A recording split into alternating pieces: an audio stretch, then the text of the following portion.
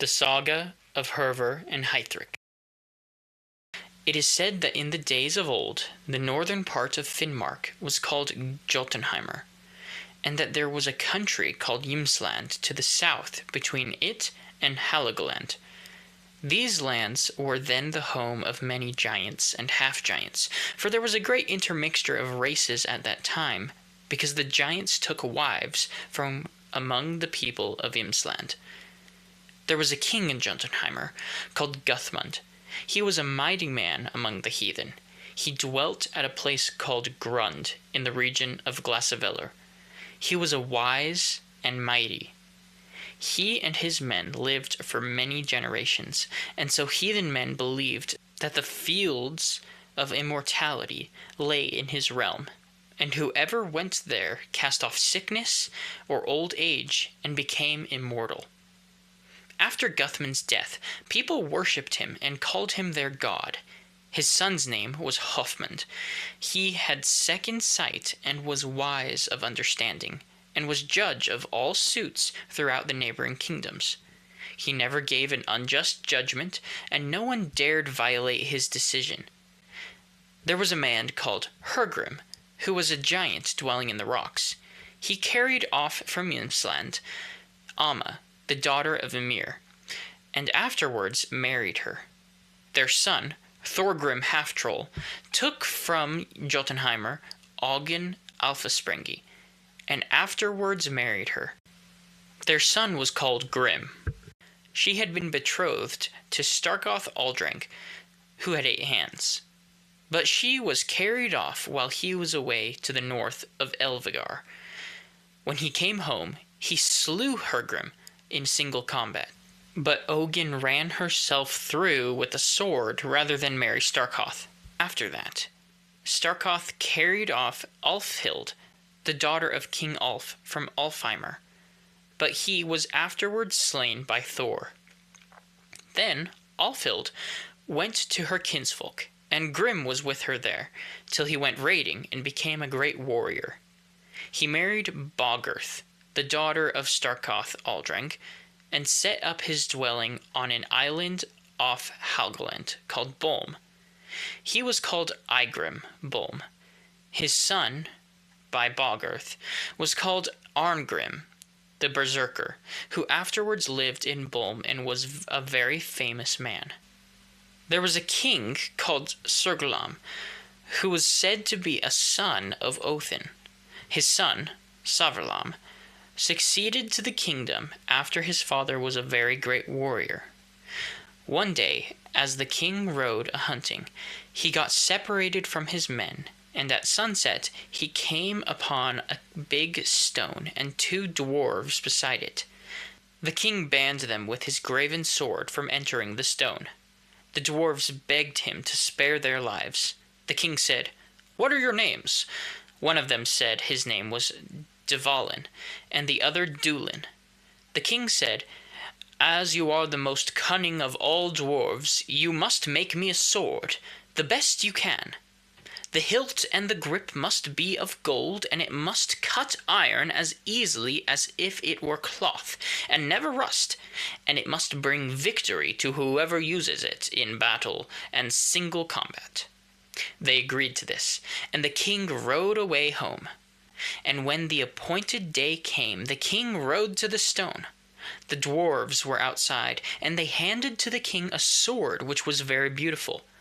But as Dvalin was standing in the doorway of the stone, he said, "Your sword, Savrlami, will be the death of a man every time it is drawn, and moreover, it will be the instrument of 3 pieces of villainy, and to you yourself also it shall bring death."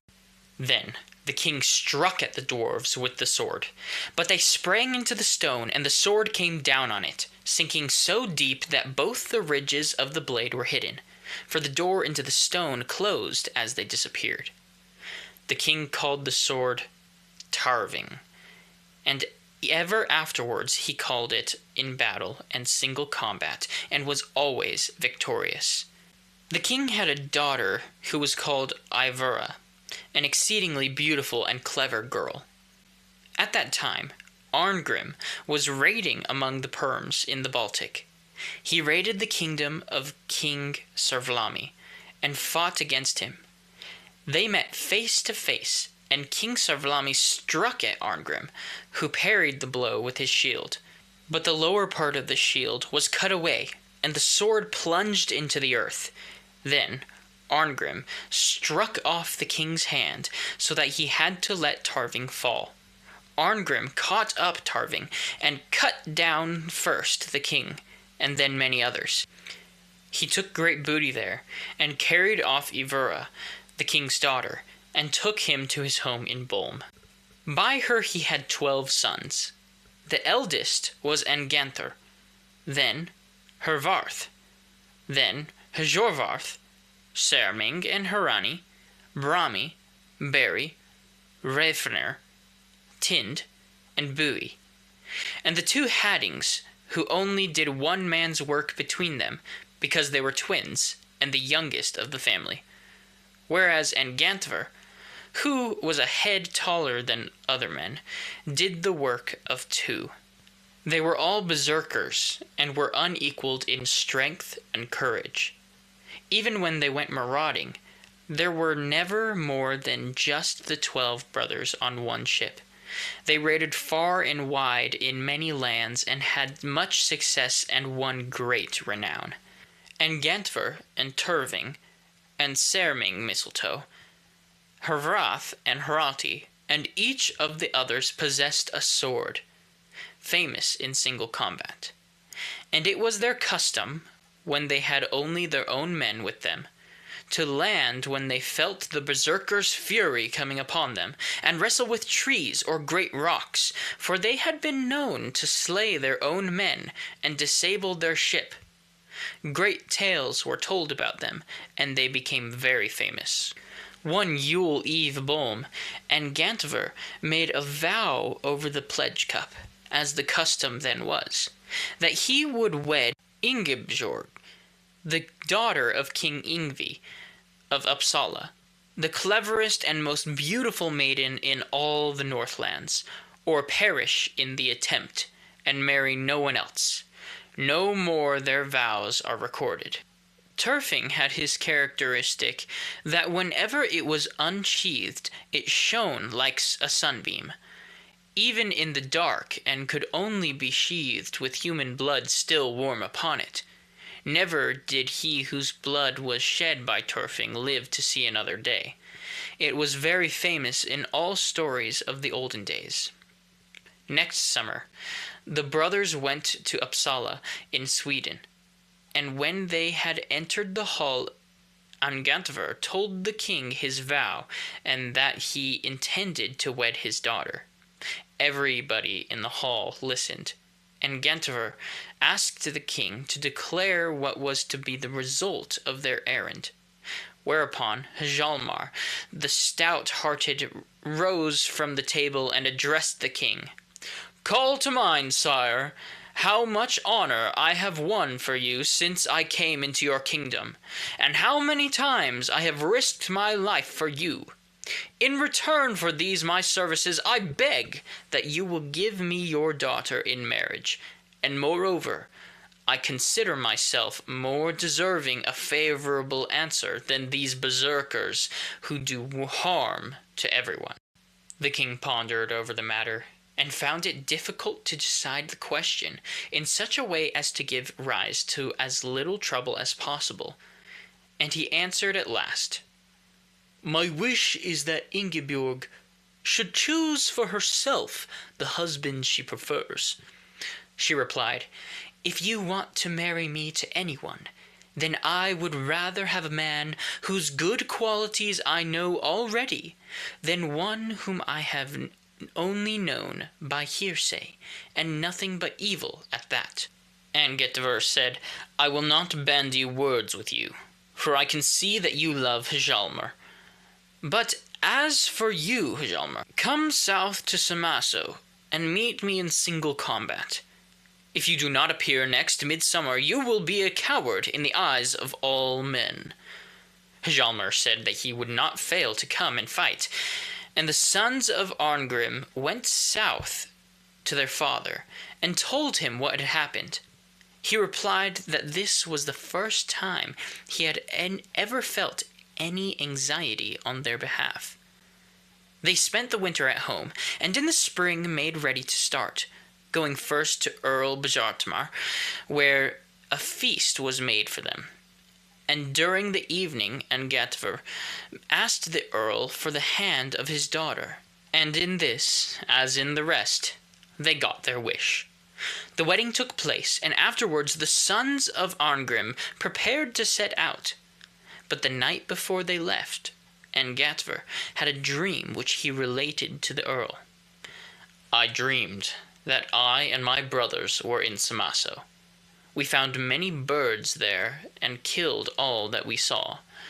Then I dreamed that as we were setting out again upon the island, 2 eagles flew towards us. I went against one, and we had a stiff encounter, and at last we sank down and had no strength left in us. But the other eagle fought with my 11 brothers and overcame them all." The earl said, "The death of mighty men has been revealed to you in this dream." Then Angatver and his brothers went away and came to Samaso, and went ashore to look for Hjalmar. And the story of their adventures there is related in the saga of Orvar Odd. First, they came to Munarvargar, where they slew all the men from the 2 ships of Hjalmar and Odd. And afterwards they went ashore and encountered Hjalmar and Odd themselves on the island. Odd slew Angantvar's 11 brothers, and Hjalmar slew Angatver, and afterwards died there himself of his wounds. Then Odd had all the rest of them placed in great barrows with all their weapons, but Hjalmar's body he took home to Sweden. And when Ingjorn, the king's daughter, saw Hjalmar's body, she fell down dead, and they were both laid together in one barrow at Uppsala. The story goes on to say that a girl was born to the daughter of Earl Bjartmar. Everyone advised exposing the child, saying that if she resembled her father's kinsman, she would not have a womanly disposition. The earl, however, had her sprinkled with water, and he brought her up and called her Hervör, saying that the line of Angrim's sons would not be extinguished if she were left alive. She grew up to be a beautiful girl. She was tall and strong and trained herself in the use of bow, shield, and sword. But as soon as she could do anything, it was oftener harm than good. And when she had been checked, she ran away to the woods and killed people to provide herself with money. And when the earl heard of it, he had her caught and brought home, where she remained for a time. One day, she went to the earl and said, "I want to go away because I am not happy here." A little while after, she departed alone, dressed and armed like a man, and joined some Vikings and stayed with them for a time, calling herself Hervör.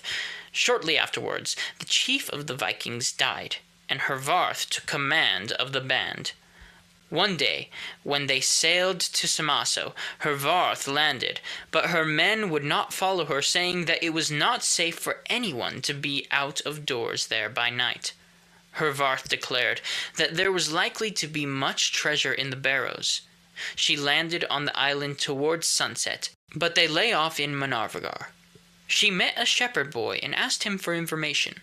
He said, "You are a stranger to the island, but come home with me, for it is unsafe for anyone to be out of doors here at sunset. And I am in a hurry to get home." Hervör replied, "Tell me, where are Hjorvart's barrows, as they are called?" "You must be surely mad," replied the boy, "if you want to explore by night what no one dare visit by midday. Burning flame plays over them as soon as the sun has set." But Hervör insisted that she would visit the barrows, whereupon the shepherd said, "I see that you are a brave man, though not a wise one, so I will give you my necklace if you will come home with me." But Hervarth replied, "Even if you give me all you have, you will not hold me back." And when the sun had set, loud rumblings were heard all over the island, and flames leapt out of the barrows. Then the shepherd grew frightened, and took to his heels and ran to the wood as fast as he could, without once looking back. Here is a poem giving an account of his talk with Hervör. Driving his flocks at the fall of day, in Munvarger along the bay, a shepherd met a maid. "Who comes to our island here alone? Haste to seek shelter, the day is done. The light will quickly fade."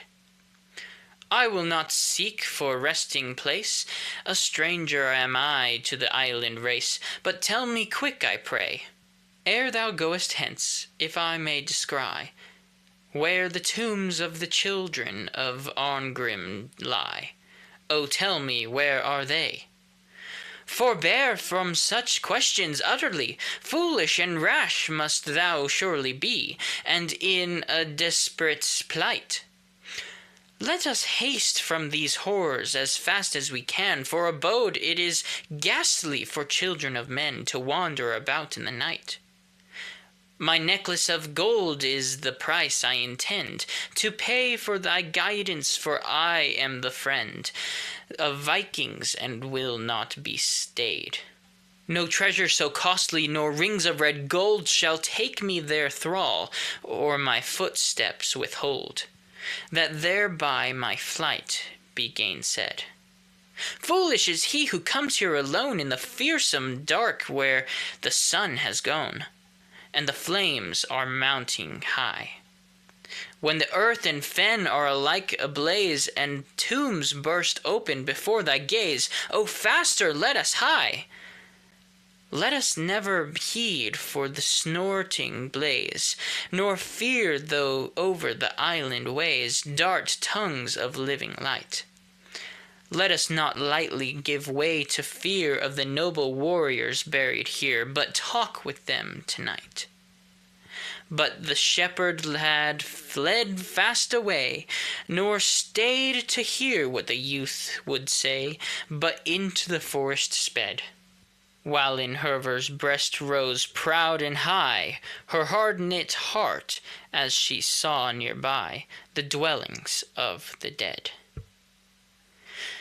She could now see the fires of the barrows and the ghosts standing outside, and she approached the barrows fearlessly, passed through the fires as if they had been merely smoke, until she reached the barrow of the berserkers. Then she cried, "Awaken, Angantyr, hearken to me, the only daughter of Tofa and thee is here and bids thee awake. Give me from out the barrow's shade the keen-edged sword which the dwarfs once made for Sir Vlami's sake. Hervarth, Hjorvarth, Angantyr, and Hrani, under the tree roots here I bid you now appear, clad in harness and coat of mail, with shield and broadsword of biting steel, helmet and reddened spear. The sons of Arngrim are changed indeed to heaps of dust, and Eufura's seed has crumbled into mold. In Munvarger will no one speak to her who has come thus far to seek discourse with the men of old? Hervarth, Hjorvarth, Angantyr, and Hrani, great be your torment here, if ye will not hear my words. Give me the blade that Dvalin made. It is ill become the ghostly dead to keep such costly swords. In your tortured ribs shall my cures bring a maddening itch and a frenzied sting, till ye writhe in agonies, as if ye were laid to your final rest, where the ants are swarming within their nests and reveling in your thighs." Then answered Angantyr, "O Hervör, daughter, why dost thou call words full of cursing upon us all? Thou goest to meet thy doom. Mad art thou grown, and thy wits are fled. Thy mind is astray, and thou wak'st the dead, the dwellers in the tomb. No father buried me where I lie, nor other kinsmen. The only two who remained unslain laid hold upon Turving. But now again, one only possesses the sword. She answered, Naught save the truth shalt thou tell to me. May the ancient gods deal ill with thee, if thou harbour Turving here. Thine only daughter am I, and yet unwilling thou art that I should get that thing which belongs to thine heir. It now seemed as if the barrows which had opened were surrounded with an unbroken ring of flame. Then Antgver cried, The barrows are open before thy gaze, the sound of the island is all ablaze, and the gate of hell stands wide. There are spectres abroad that are ghastly to see. Return, little maiden, right hastily to thy ship that awaits on the tide. She replied, No funeral fire that burns by night can make me tremble with affright, or fear of awful doom. Thy daughter's heart can know no fear, though a ghost before her should appear in the doorway of the tomb. And Gantver, O Hervör, Hervör, hearken to me. Naught save the truth will I tell to thee, that will surely come about. Believe me, maiden, Turving will be a curse upon thy progeny, till thy race be blotted out. A son shalt thou bear, as I prophesy, who shall fight with Turving mightily, and trust to Turving's might. I tell thee, Heithrek shall be his name. The noblest man, and of greatest fame, of all under heaven's light. Hervör, On all you dead this curse I cry, mouldering and rotting shall ye lie, with the spirits in the tomb. Out of the barrow, Angantver, give me the keen-edged Turving here, the sword called Hjalmar's doom. Angantver, Surely unlike to a mortal thou, to wander about from how to how, and stand in the doorway here. In the horror of night-time, my little maid, thou comest with helmet and byrnie and blade, and shakest thy graven spear. Hervör, A mortal maiden is she who comes, arousing the corpses with their tombs, and will not be denied. Give me from out the barrow's shade the keen-edged sword that the dwarf folk made, which it ill becomes thee to hide. Angantver, The sword that the death stroke of Hjalmar made lies under my shoulders within the grave, and wrapped about with flame. But that maiden lives not in any land who dare grasp the weapon within her hand for any hope of fame. Hervör, There lies, O Angantver, a maid who yearns to handle the keen-edged blade, and such a maid am I. And what care I thought the tomb fires blaze? They sink and tremble before my gaze, they quiver out and die. Angantver, O Hervör, 'tis folly and madness to rush wide-eyed through the flaming fire with courage undismayed. Rather by far will I give to thee the accursed sword, though unwillingly, my little tender maid.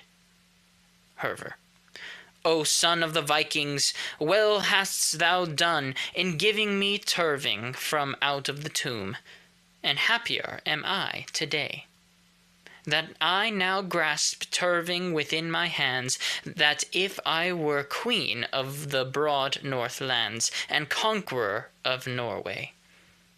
Angantver, Vain is thy rapture, my luckless maid.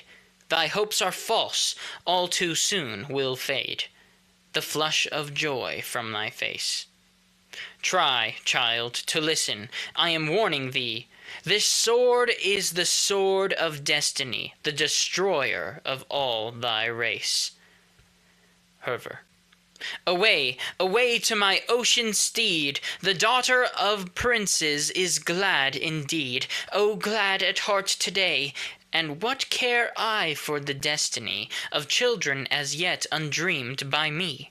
Let them quarrel as they may. Angetver. Thou shalt have and enjoy without sorrow or pain the blade which proved to be Hjalmar's bane. If thou draw it from its sheath, worse than a plague is this cursed thing. Touch not its edges, for poisons cling above it and beneath. Farewell, yet fain would I give to thee the life that has passed from my brothers and me. O daughter, 'tis truth I say, the strength and vigour and hardihood, all that we had that was great and good, that has vanished and passed away. Hervör. Farewell, farewell to all you dead, farewell, I would that I were sped. Farewell, all you in the mound, surely in terror I drew my breath, between the worlds of life and death, when the grave fires girt me round. Then she returned towards her ships, but when dawn came, she saw that they had departed.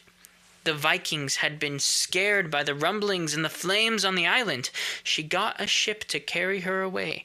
But nothing is told of her voyage till she came to Guthmund in Glasaveller, where she remained all through the winter, still calling herself Hervarth.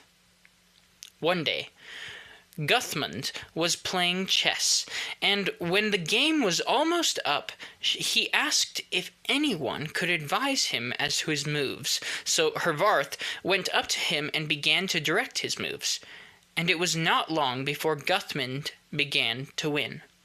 Then somebody took up turfing and drew it.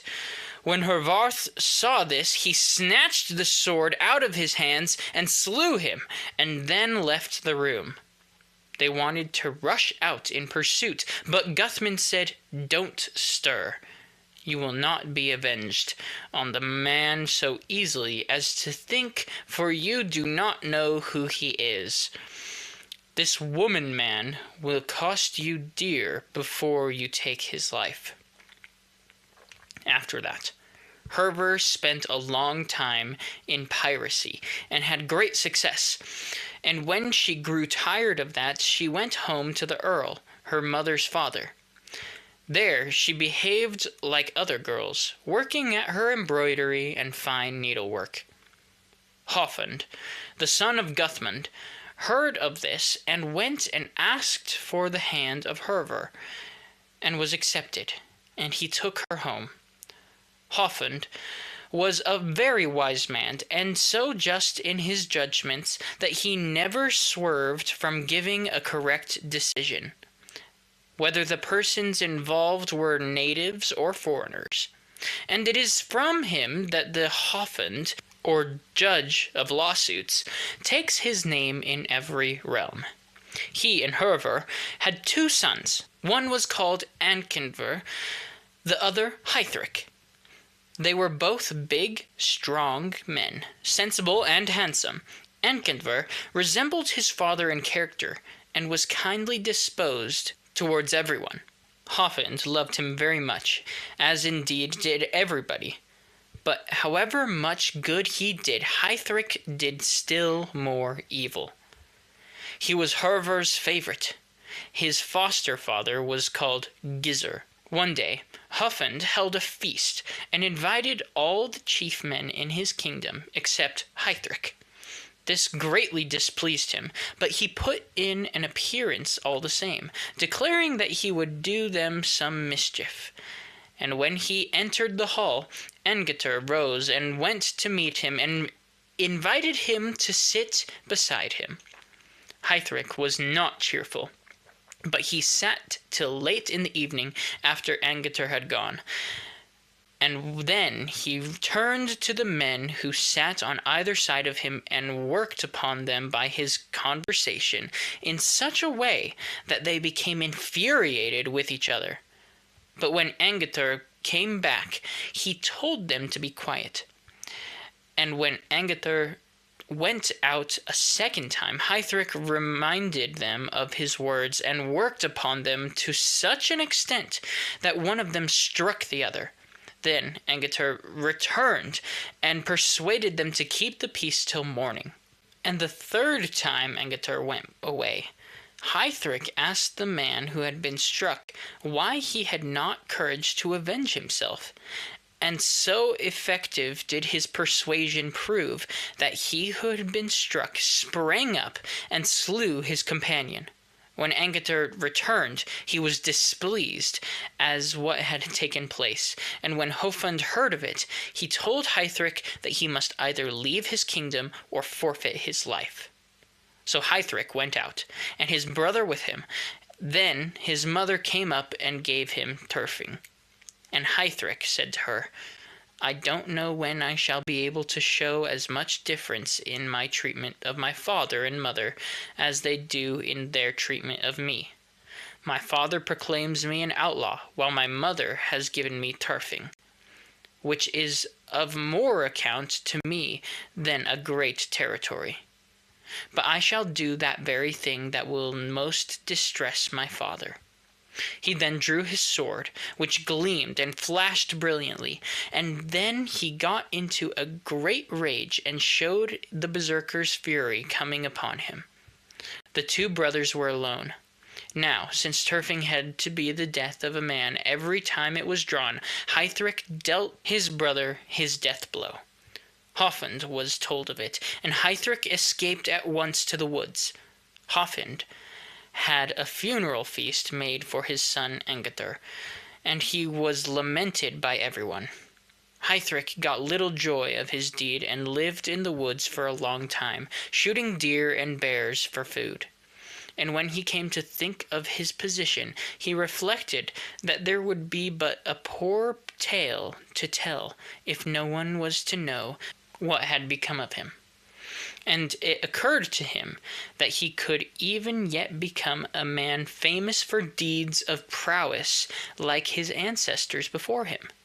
So he went home and sought out his mother and begged her to ask his father to give him some sound advice before they parted. She went to Hofund and asked him to give their son sound advice. Hofund replied that he would give him a little, but added that it would turn out to his disadvantage. Nevertheless, he said, however, that he would not ignore his request. In the first place, he must not aid a man who has slain his liege lord. Secondly, he must not protect a man who has slain one of his comrades.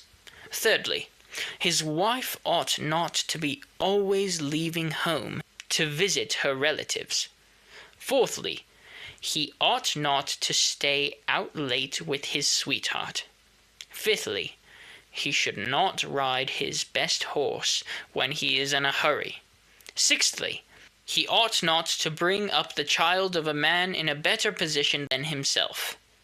Seventhly, let him always be cheerful towards one who comes for hospitality. Eighthly, he should never lay turfing on the ground, yet he will not get any benefit from this advice. His mother repeated these maxims to him.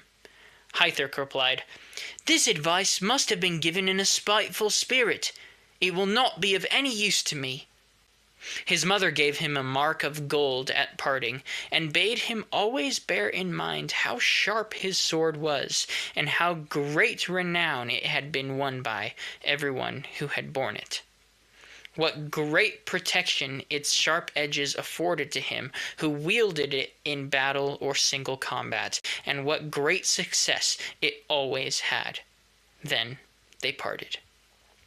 He went on his way, and when he had gone a short distance, he came upon some men who were leading a man in bonds.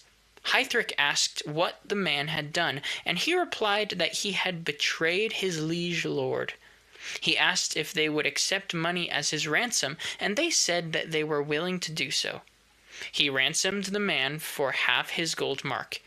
The man then offered to serve him, but Heithrek replied, "You would not be faithful to a stranger like me, seeing that you betrayed your liege lord, to whom you owed many benefits." Shortly after, he again came upon some men, of whom one was in bonds. He asked what this man had done, and they replied that he had murdered one of his comrades. He freed him with the other half of his gold mark. This man also offered to serve him, but Heithrek declined.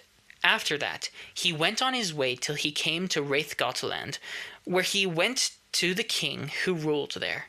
His name was Harold, and he was an old man at the time. Heithrek remained for a time with the king, who gave him a cordial welcome. There were 2 earls who had plundered the kingdom of King Harold and made it subject to them, and because he was old, he paid them tribute every year. Heithrek grew intimate with the king, and eventually it came about that he became the commander of his army and betook himself to raiding and soon made himself famous for his victories. He proceeded to make war on the earls who had subdued King Harold's kingdom, and a stiff fight took place between them.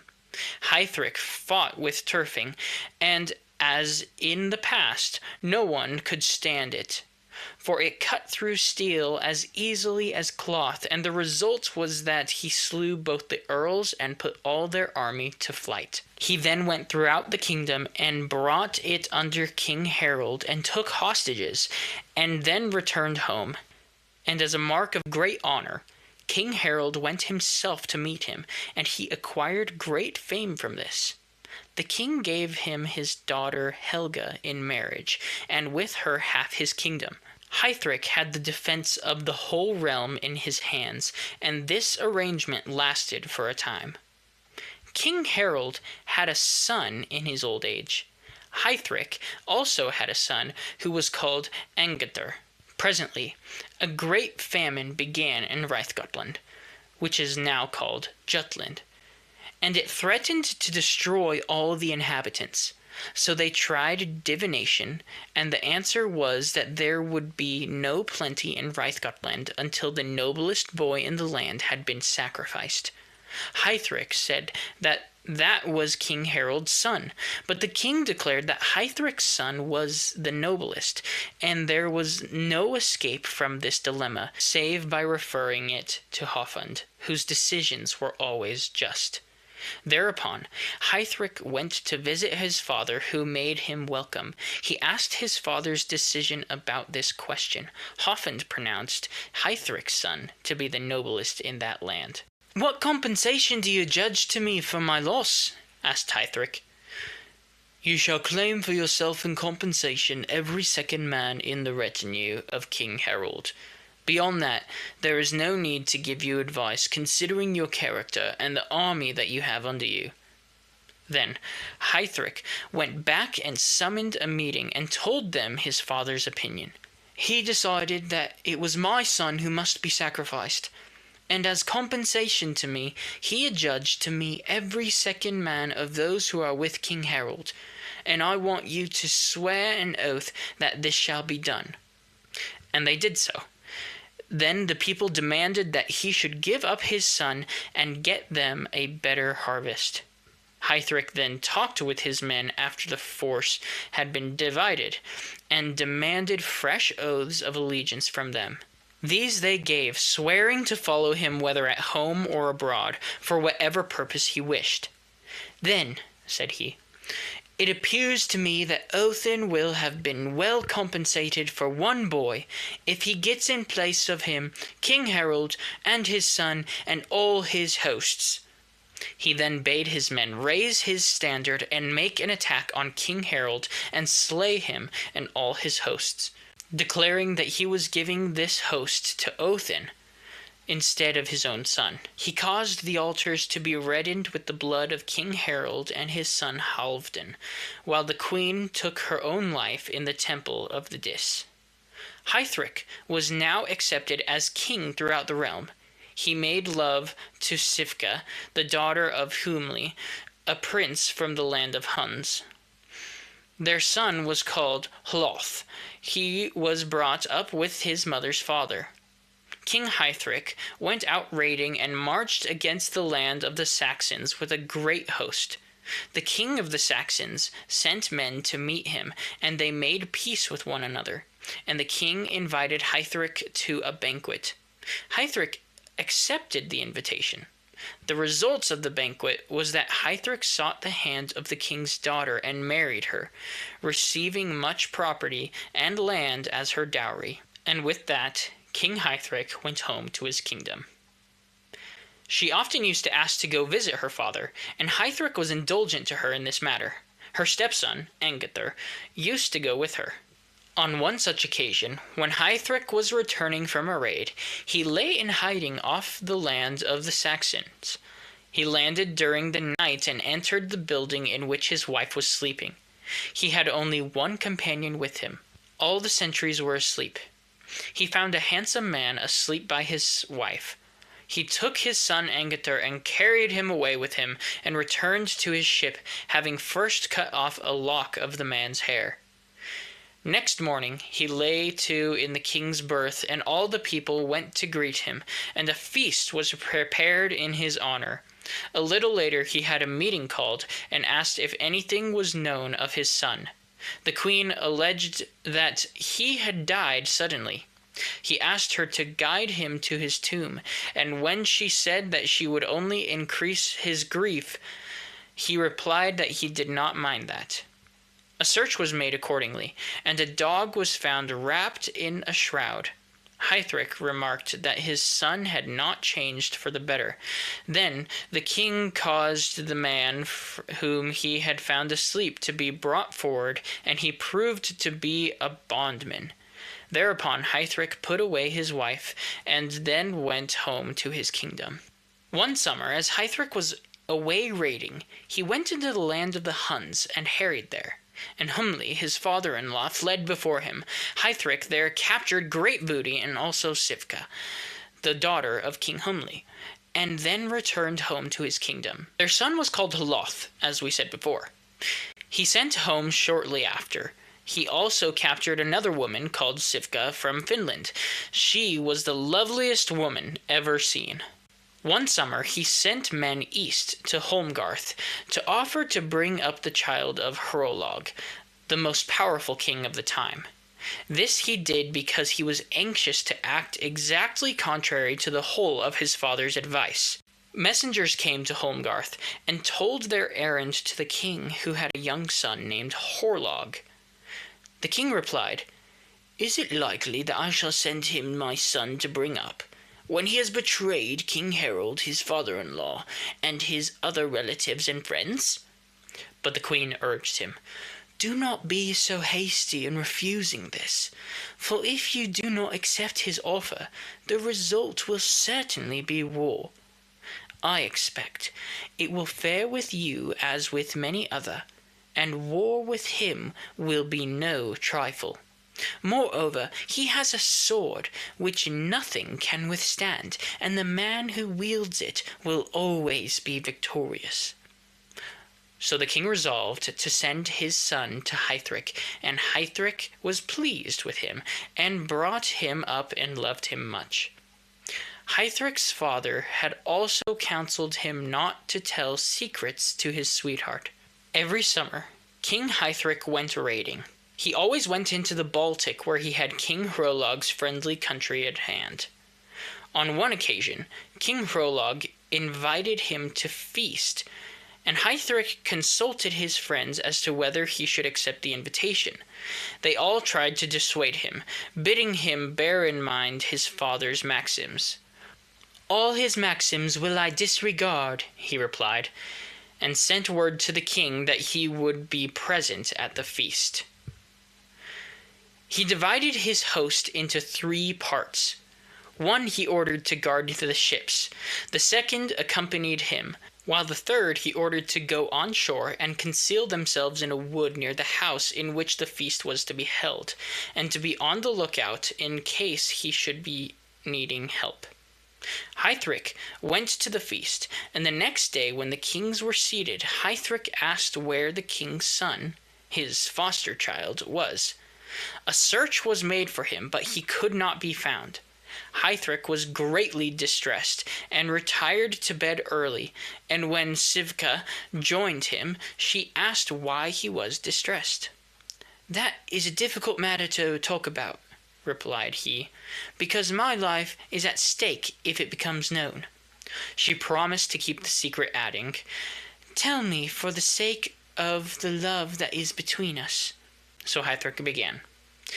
"As I was riding to the forest yesterday looking for sport, I caught sight of a wild boar and made a thrust at him with my spear, but I missed my aim and the shaft snapped. Then I leapt down from my horse and drew turfing, which was effective as usual, and I slew the boar. But when I looked around, there was no one except the king's son. But it is a peculiarity of turfing that it must be sheathed with human blood still warm upon it. So I slew the lad. Now this will be the end of me if King Hrolog hears of it, because we have only a small force here." Next morning, when Sivka came to the queen asked her why Heithrek had been depressed. She said that she did not dare to tell, but the queen persuaded her to change her mind, so she told the queen all that Heithrek had told her. "These are terrible tidings," cried the queen, and went off in deep grief and told the king. But she added, "Yet Heithrek has done this against his will." "Your advice has turned out as I expected," said the king, as he left the hall to give orders to his men to arm. Heithrek had a shrewd notion as to what Sivka had said, and ordered his men to arm themselves secretly, and then to go out in small detachments and try to find out what was happening. A little later, King Hrolog came in and asked Heithrek to come and have a private talk with him. And when they entered a garden, some men sprang at Heithrek and seized him and cast him into fetters and bound him securely, and he recognized the two men who bound him most tightly as the men whose lives he had saved. The king ordered him to be taken to the forest and hanged.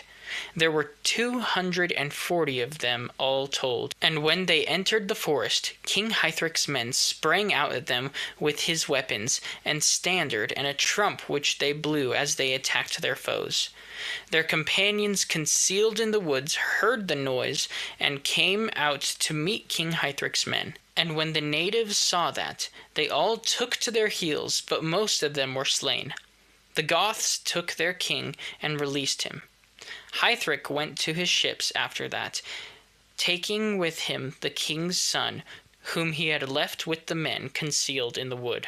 King Hrolog now summoned a very large force, and King Heithrek raided in his kingdom wherever he went. Then said King Hrolog to the queen, "Your advice has turned out badly for me. I find that our son is with Heithrek, and in his present state of anger he will think nothing of making an end of him in his criminal way, just as he slew his own innocent brother." "We have been far too easily convinced," replied the queen. "You saw how popular he was when no one would fetter him except two bad men. And when our son is taken good care of, this has been a trick of his to make a trial of you, and you offered him a poor return for his bringing up your child. Send men to him now, and offer to make up with him, and to give him so much of your territories as you may agree upon with him, and offer him your daughter too, if we can recover our son. That will be better than you should part from him in enmity. And even if he already has wide territory, he has not a wife as beautiful as she." "I had not intended to offer her to anyone," replied the king. "But as you are so wise, you shall decide." Messengers were sent accordingly to King Heithrek to bring about a reconciliation. A council was held and a reconciliation effected by Heithrek's marrying Hergith, the daughter of King Hrolog, and she brought with him as her dowry Wendland, the province which lies nearest to Reithgotland, On one such occasion the king was riding his best horse as he was conducting Sivka home. It was late in the evening, and when the king came to a river his horse fell dead. Shortly afterwards, when Sivka attempted to embrace him, he threw her down and broke her leg. Afterwards, King Heithrek settled down in his own kingdom and became a great sage. They had a daughter called Hervör, who was brought up by a man called Ormur. She was a most beautiful girl, but as tall as strong as a man, and trained herself in the use of bow and arrows. There was a great man in Hreithgotland called Gestamblindi, who was not on good terms with King Heithrek. In the king's retinue there were 7 men whose duty it was to decide all the disputes that arose in that country. King Heithrek worshipped Frey, and he used to give Frey the biggest boar he could find. They regarded it as so sacred that in all important cases they used to take the oath on its bristles. It was the custom to sacrifice this boar at the sacrifice of the herd on Yule Eve. The boar of the herd was led into the hall before the king. Then men laid their hands on his bristles and made solemn vows. King Heithrek himself made a vow that however deeply a man should have wronged him, if he came into his power, he should not be deprived of the chance of receiving a trial by the king's judges, but he should get off scot-free if he could propound riddles which the king could not answer. But when people tried to ask the king riddles, not one was put to him which he could not solve. The king sent a message to Gestamblindi, bidding him come to him on an appointed day. Otherwise, the king said that he would send to fetch him. Neither alternative pleased Gestamblindi, because he knew himself to be no match for the king in a contest of words. Neither did he think he had much hope from the trial before the judges, for his offences were many. On the other hand, he knew that if the king had to send men to bring him, it would cost him his life. Then he proceeded to sacrifice to Othin, and to ask his help, promising him great offerings. One evening, a stranger visited Gestamblindi, and said that he also was called Gestamblindi. They were so much alike that neither could be distinguished from the other. They exchanged clothes, and the landowner went into hiding, and everyone thought the stranger was the landowner himself. This man went to visit the king and greeted him. The king looked at him and was silent. Gestamblindi said, "I am come, sire, to make my peace with you." "Will you stand trial with the judges?" asked the king. "Are there no other means of escape?" asked Gestamblindi. "If," replied the king, "you can ask me riddles which I cannot answer, you shall go free." "I am not likely to be able to do that," replied Gestamblindi. "Yet the alternative is severe." "Do you prefer the trial?" asked the king. "Nay," said he, "I would rather ask riddles." "That is quite in order," said the king, "and much depends on the issue. If you can get the better of me, you shall marry my daughter, and none shall gainsay you. Yet I don't imagine you are very clever, and it has never happened that I have been unable to solve the riddles that have been put to me." Then a chair was placed for Gestamblindi, and the people began to listen eagerly to the words of wisdom. Gestamblindi began as follows. "I would that I had that which I had yesterday. Guess, O king, what that was. Exhauster of men, retarder of words, yet originator of speech. King Heithrek, read me this riddle." "Your riddle is a good one, Gestamblindi. I have guessed it. Give him some ale. That is what confounds many people's reason. Some are made garrulous by it, but some become confused in their speech." "I went from home. I made my way from home. I looked upon a road of roads. A road was beneath me, a road above, and a road on every side. King Heithrek, read me this riddle." Your riddle is a good one, Gestamblindi. I have guessed it. You went over a bridge, and the course of the river was beneath it, and the birds were flying over your head and on either side of you, and that was their road. You saw a salmon in the river, and that was his road. What was the drink that I had yesterday? It was neither wine nor water, mead nor ale, nor any kind of food, and yet I went away with my thirst quenched. King Heithrek, read me this riddle. Your riddle is a good one, Gestamblindi. I have guessed it. You lay in the shade and cooled your lips in dew. But if you are the Gestamblindi I took you for, you are a more intelligent man than I expected, for I had heard that your conversation showed no brains, yet now you are setting to work cleverly. I expect that I shall soon come to grief, yet I should like you to listen a while longer. Who is that clanging one who traverses hard paths which he has trod before? He kisses very rapidly, has two mouths, and walks on gold alone. King Heithrek, read me this riddle. Your riddle is a good one, Gestamblindi. I have guessed it. That is the goldsmith's hammer with which gold is forged. What is that huge one that passes over the earth, swallowing lakes and pools? He fears the wind, but he fears not man, and carries on hostilities against the sun. King Heithrek, read me this riddle. Your riddle is a good one, Gestamblindi. I have guessed it. That is fog. One cannot see the sea because of it. Yet as soon as the wind blows, the fog lifts, but men can do nothing to it. Fog kills the sunshine. You have a cunning way of asking riddles and conundrums, whoever you are. What is it, that huge one that controls many things and which half faces towards hell? It saves people's lives and grapples with the earth if it has a trusty friend. King Heithrek, read me this riddle.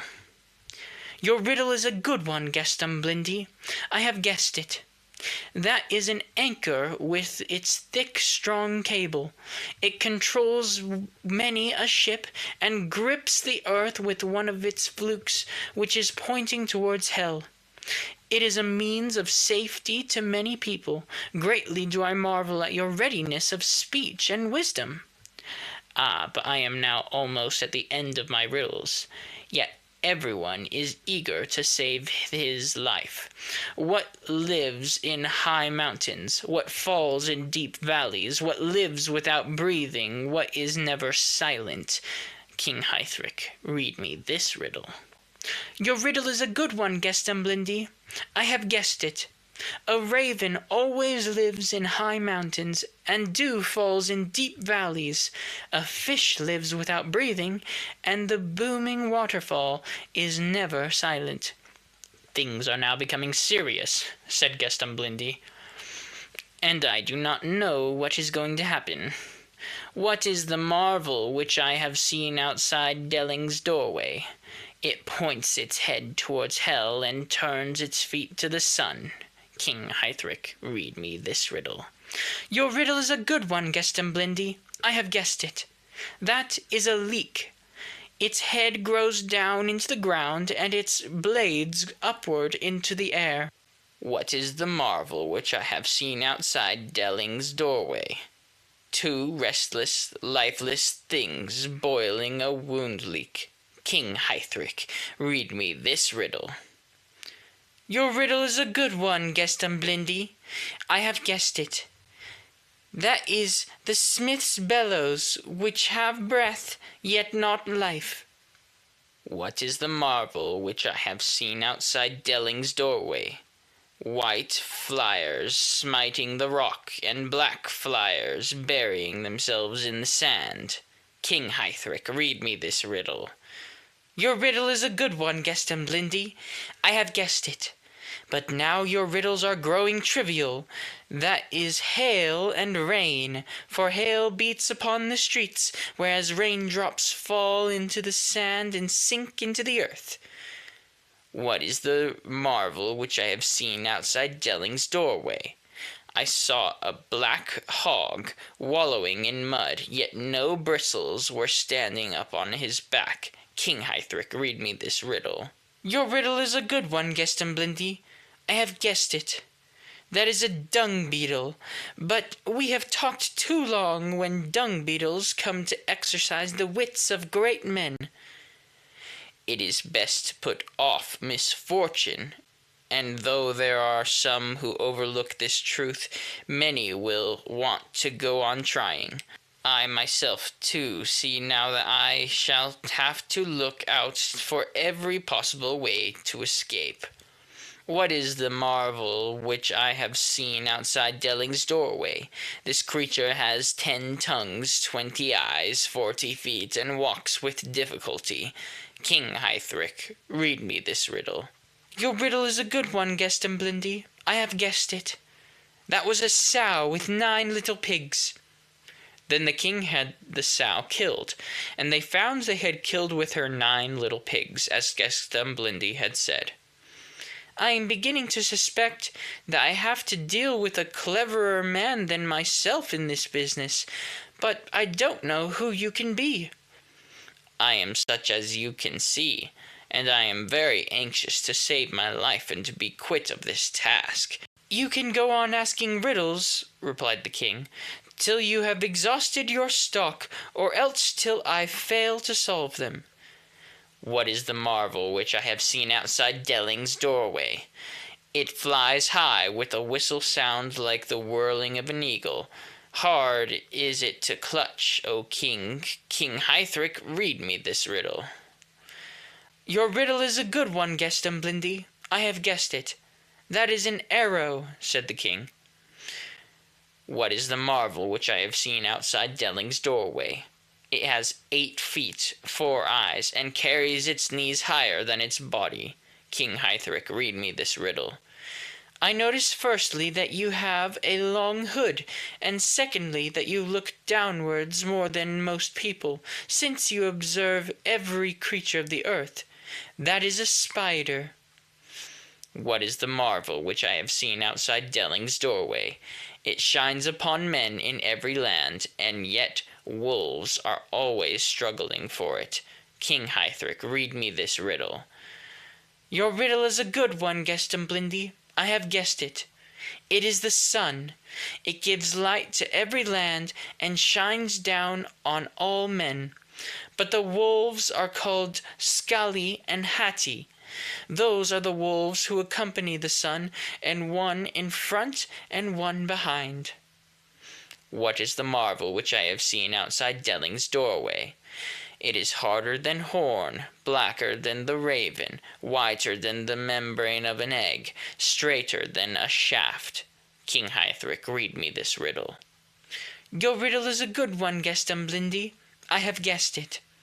You saw an agate, and a sunbeam penetrated the house and shone upon it. But since you be a learned man, can you not propound your riddles without always beginning them in the same way? 2 bound women, fair-haired brides, were carrying ale to the storeroom.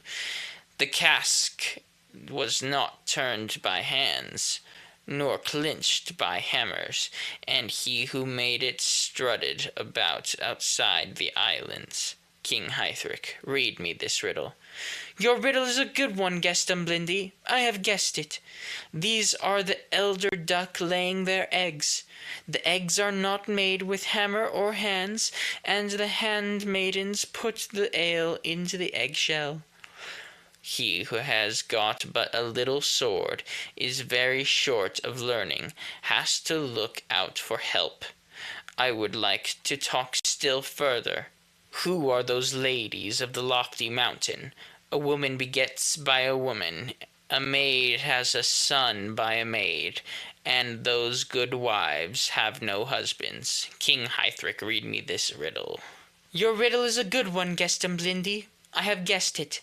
They are 2 Angelicas joined together, and a young Angelica shoot is growing between them. Who are the girls who fight without weapons around their lord? The dark red ones always protect him, and the fair ones seek to destroy him. King Heithrek, read me this riddle. Your riddle is a good one, Geston Blindy. I have guessed it. That is a game of chess. The pieces smite one another without weapons around the king, and the red assist him. Who are the merry maids who glide over the land for their father's pleasure? They bear a white shield in winter and a black one in summer. King Heithrek, read me this riddle. Your riddle is a good one, Geston Blindy. I have guessed it. Those are ptarmigan. Who are the damsels who go sorrowing for their father's pleasure? These white-hooded ladies have shining hair and are very wide awake in a gale. King Heithrek, read me this riddle. Your riddle is a good one, Geston Blindy. I have guessed it. Those are the billows which are called Aegir's maidens. Who are the maidens who go about many together for their father's pleasure? They have brought trouble to many, and these good wives have no husbands. King Heithrek, read me this riddle. Your riddle is a good one, Geston Blindy. I have guessed it. Those are billows like the last. Who are the brides who go about the reefs and trail along the firths? These white-hooded ladies have a hard bed and do not play much when the weather is calm. King Heithrek, read me this riddle. Your riddle is a good one, Geston Blindy. I have guessed it. Those are again the Aegir's maidens, but your pleading has now become so weak that you will have to stand trial by the judges. I am loath to do so, and yet I fear that I will very soon come to that. I saw a barrow dweller pass by a corpse sitting on a corpse, the blind riding on the blind towards the ocean path. Lifeless was the steed. King Heithrek, read me this riddle. Your riddle is a good one, Geston Blindy. I have guessed it. It is that you came to a river, and an ice floe was floating along the stream, and on it a dead horse was lying, and on the horse was a dead snake, and thus the blind was carrying the blind when they were all three together. What is that beast which slays people's flocks and is girt around with iron? It has 8 horns, yet no head, and it runs when it can. King Heithrek, read me this riddle. Your riddle is a good one, Geston Blindy. I have guessed it. That is the Hun in chess. It has the same name as a bear. It runs as soon as it is thrown. What is the beast which protects the Danes? Its back is bloody, but it shields men, encounters spears, and saves men's lives. Man fits his hand to its body. King Heithrek, read me this riddle. Your riddle is a good one, Geston Blindy. I have guessed it. That is a shield. It protects many people and often has a bloody back. A noose goose in former days had grown very big when eager for young. She gathered together her building timber, bitters of straw, sheltered her, and drink's echoing cavern was above her. King Heithrek, read me this riddle. Your riddle is a good one, Geston Blindy. I have guessed it. There a duck was sitting on her eggs between the jaws of an ox, which you call bitters of straw. The echoing cavern is the skull, and the building timber the nest. 4 walking, 4 hanging, 2 pointing the way, 2 warding off the dogs, 1 generally dirty, dangling behind. King Heithrek, read me this riddle. Your riddle is a good one, Geston Blindy. I have guessed it. That is a cow. She has 4 feet and 4 udders, 2 horns and 2 eyes, and the tail dangles behind.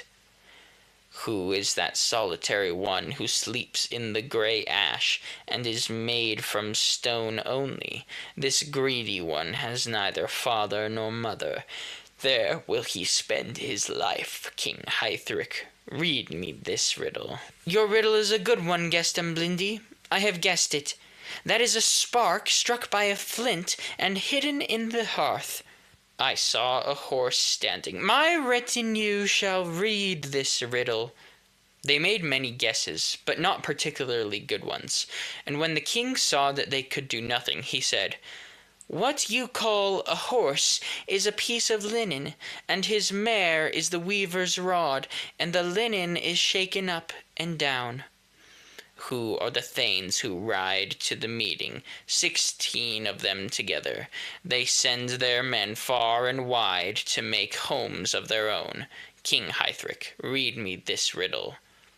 Your riddle is a good one, Gestam Blindi. I have guessed it. That is King Heithrek's game. In summer time at sunset I saw the king's bodyguard awake and very joyful. Their nobles were drinking their ale in silence, but the ale-butts stood screaming. King Heithrek, read me this riddle. Your riddle is a good one, Gestam Blindi. I have guessed it. That is a sow with her litter. When the little pigs are feeding, she squeals and they are silent, but I can't imagine who you are who can compose such things so deftly out of such unpromising materials. The king then silently made a sign that the door to the hall was to be closed. I saw maidens like dust. Rocks were their beds. They were black, swarthy in the sunshine, but the darker it grew, the fairer they appeared. King Heithrek, read me this riddle. Your riddle is a good one, Gestam Blindi. I have guessed it. They are pale embers on the hearth. I sat on a sail and saw dead men carrying a channel of blood in the bark of a tree. King Heithrek, read me this riddle. Your riddle is a good one, Gestam Blindi. I have guessed it. You sat on a wall and watched a hawk flying and carrying an elder duck in its claws. Who are those two who have 10 feet, 3 eyes, and 1 tail? King Heithrek, read me this riddle. You are hard up when you have to turn back to things of long ago to bring forward against me. That is Odin riding his horse Slefir. It had 8 feet, and Odin 2, and they had 3 eyes. Slefir 2, and Odin 1. Tell me lastly, Heithrek, if you are wiser than any other prince, what did Odin whisper in Baldur's ear before he was placed upon the fire? I am sure it was something scandalous and cowardly and thoroughly contemptible. You are the only person who knows the words which you spoke, you evil and wretched creature. Then the king drew turfing and struck at Gestam Blindi, but he changed himself into a falcon and flew out through the window of the hall. And the sword struck the tail of the falcon, and that is why it has had a short tail ever since, according to a heathen superstition. But Odin had now become wroth with the king for striking at him, and that night he was slain. It is said that King Heithrek had some slaves, 9 in all, whom he had taken in a freebooting expedition in the west. They came of noble families and chafed against their captivity.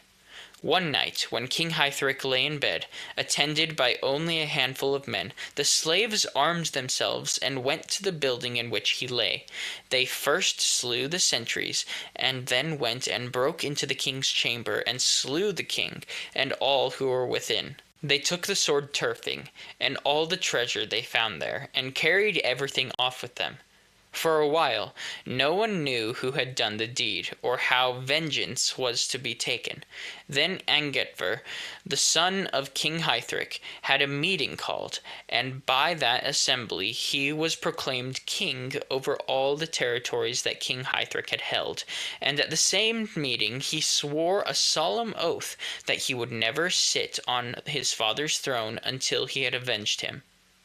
Shortly after the meeting, Angetver went away by himself and traveled far and wide, searching for these men. One evening, he was walking down to the sea along a river called Graf. There were 3 men in a fishing boat, and presently he saw one of the men catch a fish, and heard him call to one of his companions to hand him a bait knife to cut off the fish's head. The man replied that he could not spare it. Then the first man said, "Take down the sword from there by the rudder and hand it to me."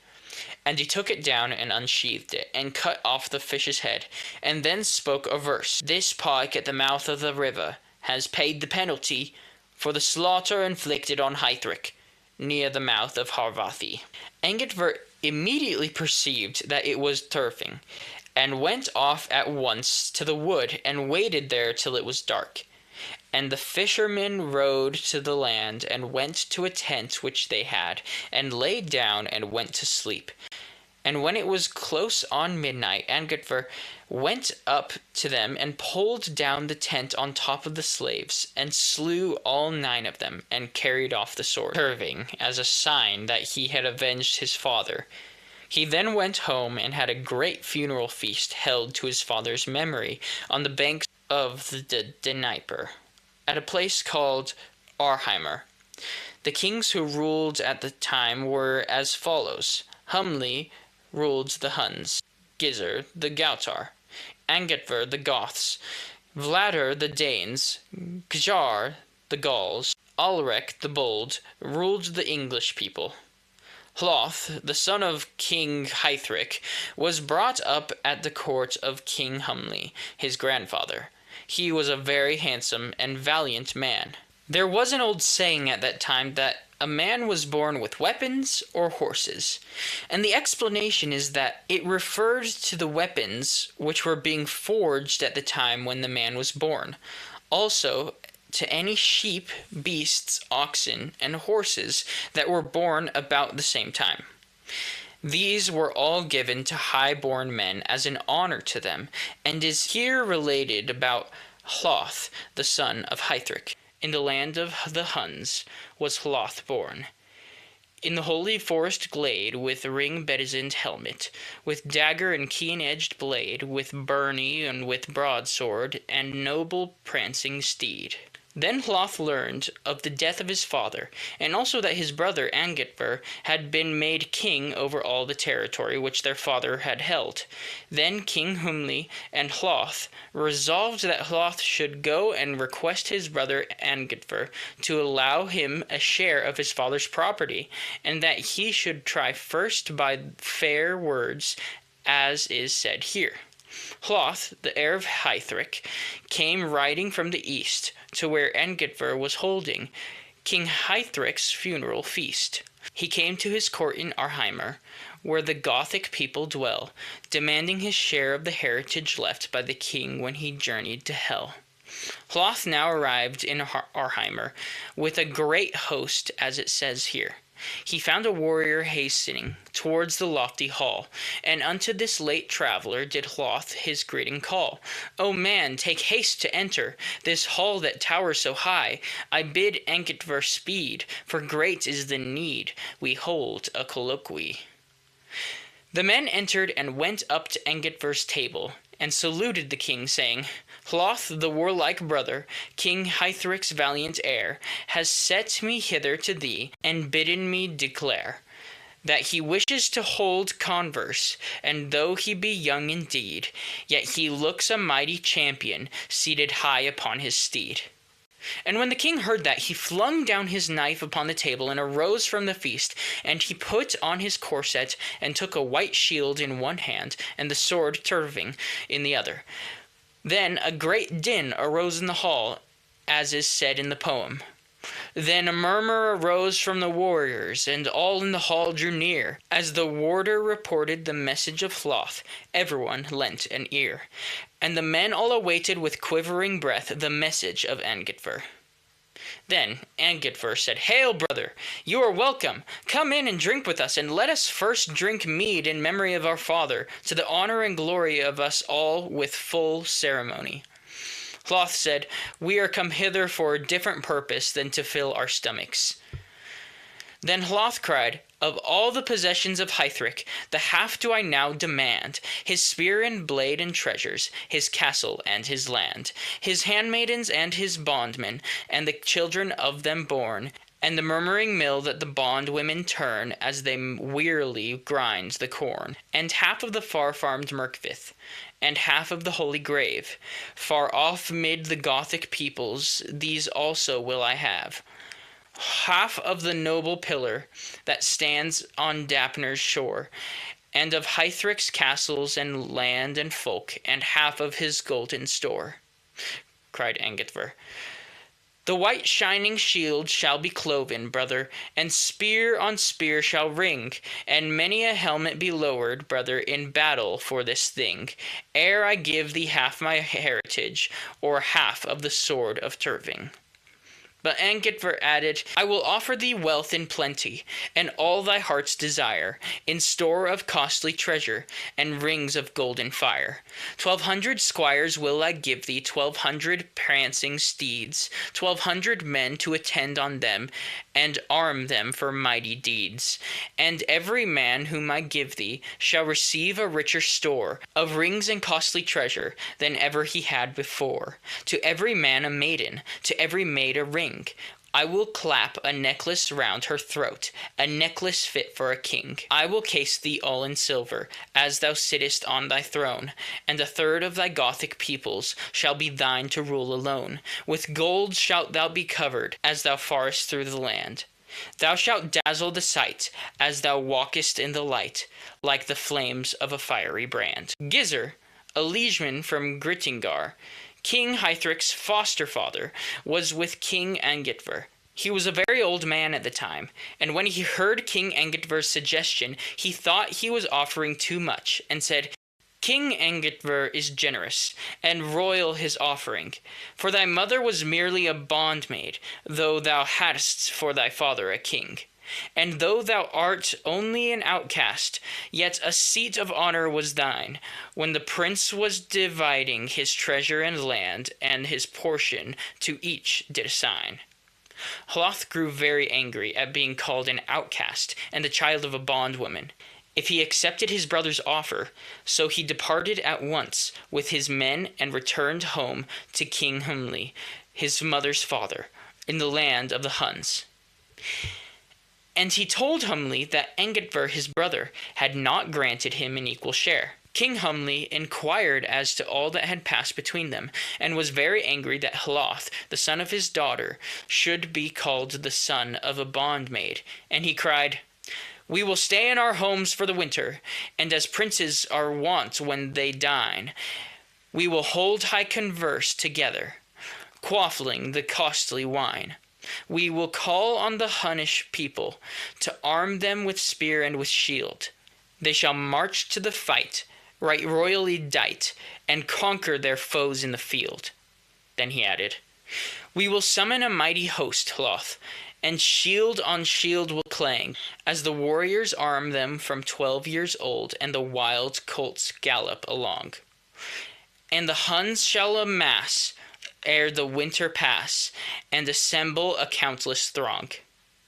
That winter, King Humli and Hloth remained quiet, but the following spring they collected such a large army that the land of the Huns was swept bare of fighting men. All those of 12 years old and upwards, who were fit for military service and could carry arms, joined the army, and all the horses of 2 years old and upwards. The host was now so big that thousands and nothing less than thousands could be counted in the legions. And a commander was set over every 1,000, and a standard was set up over every legion.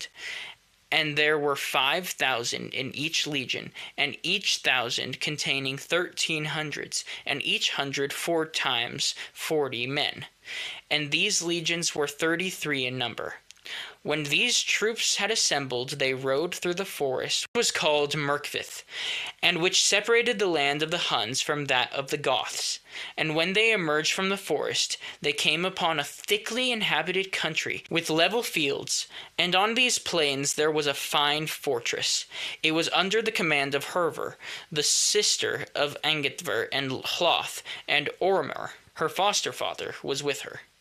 They had been appointed to defend the land against the Hunnish host, and they had a large army there.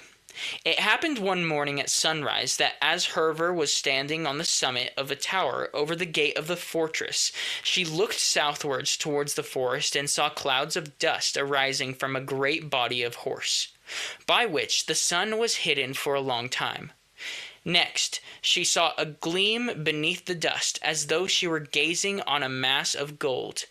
Fair shields overlaid with gold, gilden helmets, and white corslets. Then she perceived that it was the Hunnish host coming on in vast numbers. She descended hastily, and called her trumpeter, and bade him sound the assembly.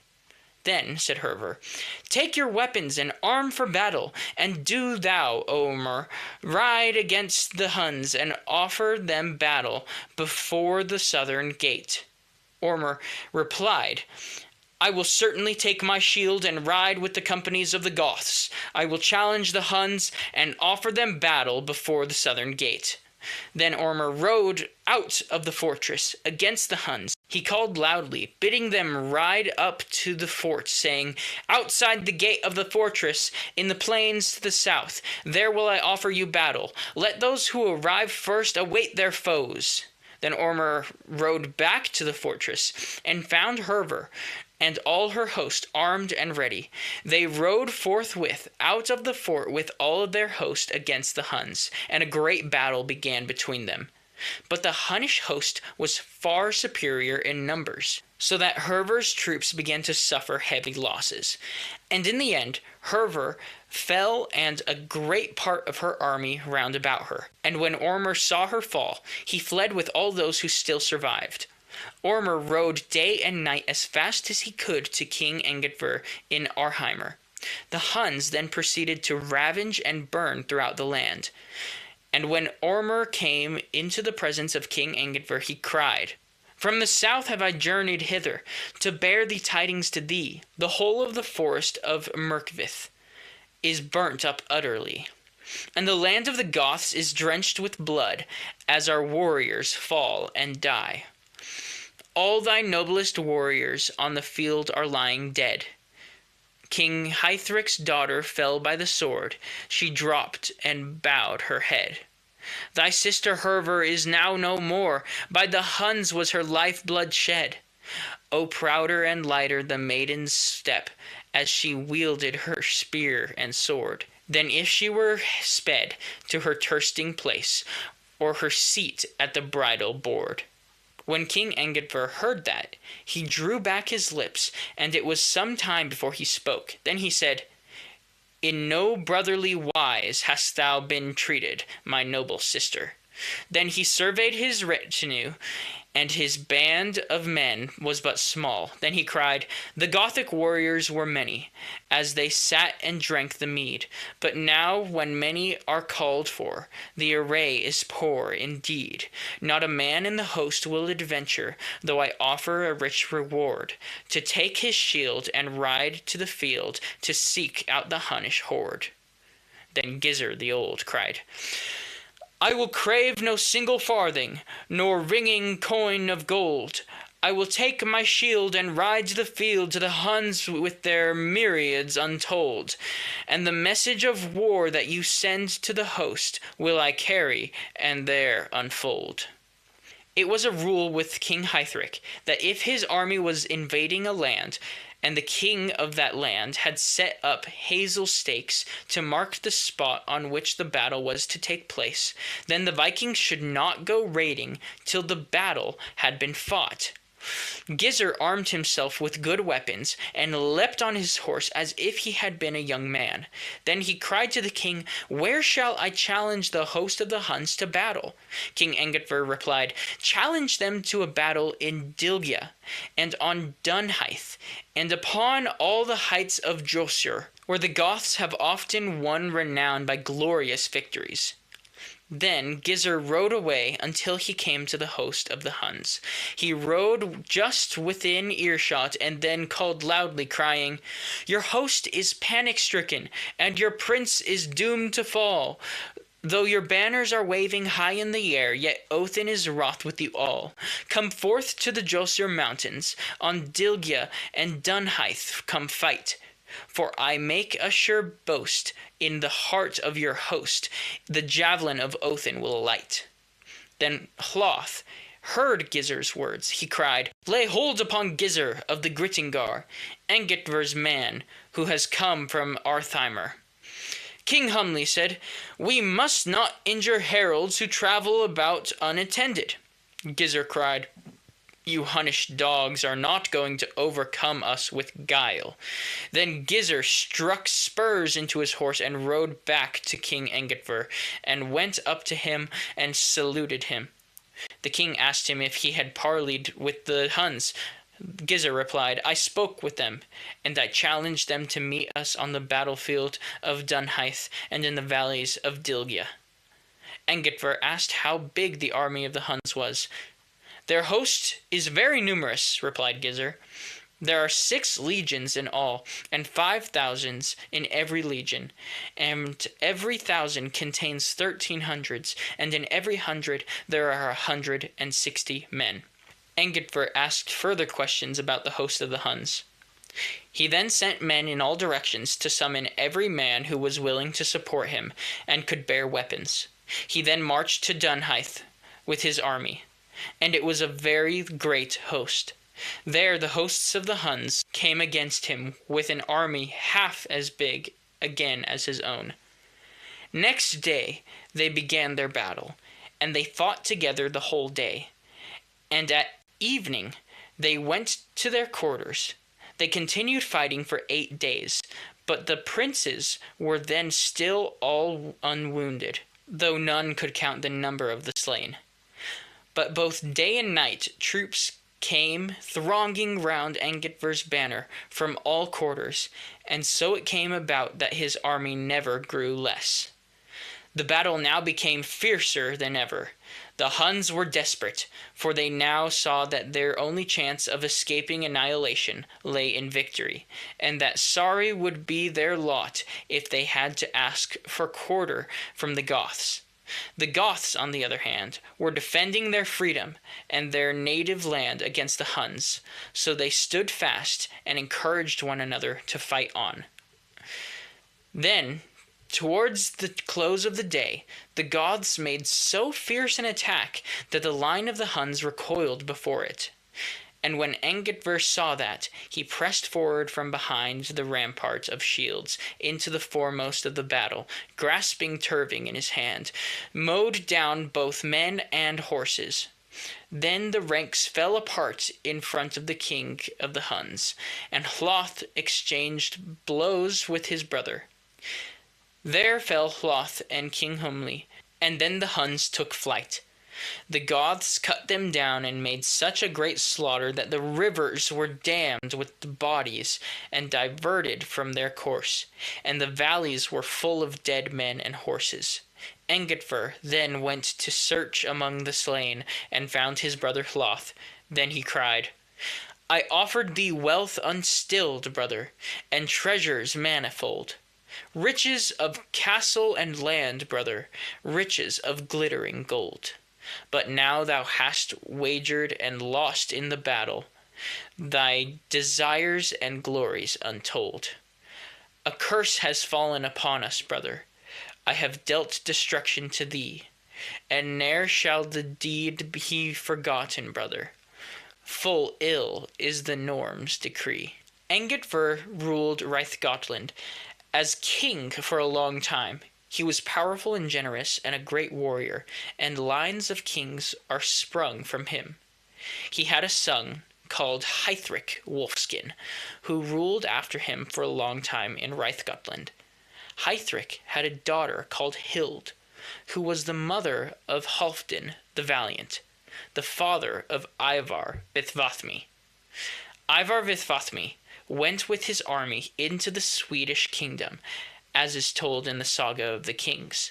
And King Ingjald, the Wicked, was pain-stricken at the approach of his army, and burned the roof over himself and all his retinue at a place called Reyning. Ivar Vithvami then conquered all Sweden. He also subdued Denmark and Courland, and the land of the Saxons, and Estonia, and all the eastern realms as far as Russia.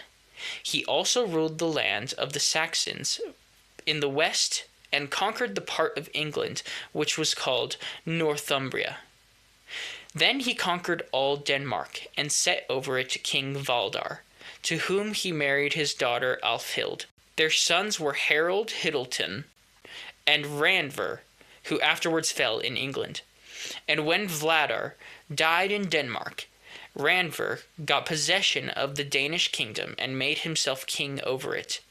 And King Harold Hiddleton got himself proclaimed king of Gotland, and he afterwards conquered all the kingdoms already mentioned, which King Ivar with Lotham had held. King Randver married Asa, the daughter of King Harold of the Red Moustache, from Norway. Their son was Sigurd Hring. King Randver died suddenly, and Sigurd Hring succeeded to the kingdom of Denmark. He fought against King Harold Hiddleton at the battle of Hervör in East Gotland, and there King Harold fell, and a great multitude of his army with him. This battle, and the one which Engedver and his brother Hloth fought at Dunheith, are the battles which have been most famous in stories of old. Never were any greater slaughters made. King Sigurd Hring ruled the kingdom of the Danes until the day of his death, and his son Ragnar Lothbrok succeeded him. Harold Hiddleton had a son called Eystein the Wicked, who succeeded to the Swedish realm after his father had ruled it until he was slain by the sons of Ragnar Lothbrok, as is related in the saga of Ragnar Lothbrok. The sons of Ragnar Lothbrok conquered all the Swedish kingdom, and after the death of King Ragnar, his son Bjorn Ironside inherited Sweden and Sigurd Denmark, Heithrek the eastern realm, and Ivar the boneless England. The sons of Bjorn Ironside were Eric and Rifil. The latter was a warrior prince and sea king. King Eric ruled the Swedish realm after his father, and lived but a short time. Then Eric, the son of Rifil, succeeded to the kingdom. He was a great warrior and a very powerful king. The sons of Eric Bjornsson were Anund of Uppsala and King Bjorn. Then the Swedish realm again came to be divided between brothers. They succeeded to the kingdom on the death of Eric Rifilsson. King Bjorn built a house called Barrow, and he himself was called Bjorn of the Barrow. Bragi, the poet, was with him. King Anund had a son called Eric, and he succeeded to the throne at Uppsala after his father. He was a mighty king. In his days, Harold the Fair-haired made himself king of Norway. He was the first to unite the whole of that country under his sway. Eric at Uppsala had a son called Bjorn, who came to the throne after his father and ruled for a long time. The sons of Bjorn, Eric the Victorious, and Olaf, succeeded to the kingdom after their father. Olaf was the father of Styrbjorn the Strong. In their days, King Harold the Fair-haired died. Styrbjorn fought against King Eric, his father's brother, at Furusvellir, and there Styrbjorn fell. Then Eric ruled Sweden till the day of his death. He married Sigrid the Ambitious. They had a son called Olaf, who was accepted as king in Sweden after King Eric. He was only a child at the time, and the Swedes carried him about with them, and for this reason they called him Skirt King. And then, later, Olaf the Swede. He ruled for a long time and was a powerful king. He was the first king of Sweden to be converted, and in his days Sweden was nominally Christian. King Olaf the Swede had a son called Anund, who succeeded him. He died in his bed. In his day fell King Olaf the Saint at Stiklestad. Olaf the Swede had another son called Eymund, who came to the throne after his brother. In his day the Swedes neglected the Christian religion, but he was king only for a short time. There was a great man of noble family in Sweden called Steinkel. His mother's name was Astrith, the daughter of Njal, the son of Finn the Squinter from Hålogaland, and his father was Rugnvald the Old. Steinkel was an earl in Sweden at first, and then after the death of Eymund, the Swedes elected him their king. Then the throne passed out of the line of the ancient kings of Sweden. Steinkel was a mighty prince. He married the daughter of King Eymund. He died in his bed in Sweden about the time that King Harold fell in England. Steinkel had a son called Ingi, who became king of Sweden after Hakon. Ingi was king of Sweden for a long time and was popular and a good Christian. He tried to put an end to heathen sacrifices in Sweden and commanded all the people to accept Christianity. Yet the Swedes held to their ancient faith. King Ingi married a woman called Mare, who had a brother called Svein. King Ingi called Svein better than any other man, and Svein became thereby the greatest man in Sweden. The Swedes considered that King Ingi was violating the ancient law of the land when he took exceptions to many things which Steinkel, his father, had permitted. And at an assembly held between the Swedes and King Ingi, they offered him two alternatives: either to follow the old order, or else to abdicate. Then King Ingi spoke up and said that he would not abandon the true faith, whereupon the Swedes raised a shout and pelted him with stones and drove him from the assembly. King Svein, the king's brother-in-law, remained behind in the assembly and offered the Swedes to do sacrifices on their behalf if they would give him the kingdom. They all agreed to accept Svein's offer, and he was then recognized as king over all Sweden. A horse was then brought to the assembly and hewn in pieces and cut up for eating, and the sacred tree was smeared with blood. Then all the Swedes abandoned Christianity, and sacrifices were started again. They drove King Ingi away, and he went into Västergotland. Svein the sacrificer was king of Sweden for 3 years. King Ingi set off with his retinue and some of his followers, though it was but a small force. He then rode eastwards to Småland and to Östergötland, and then into Sweden. He rode both day and night and came upon Svein suddenly in the morning. They caught him in his house and set it on fire and burned the band of men who were within. There was a baron called Thjorf, who was burnt inside. He had been previously in the retinue of Svein the sacrificer. Svein himself left the house, but was slain immediately. Thus Ingi once more received the kingdom of Sweden, and he re-established Christianity and ruled the kingdom till the end of his life, when he died in his bed. King Steinkel had, besides Ingi, another son, Halstein, who reigned along with his brother.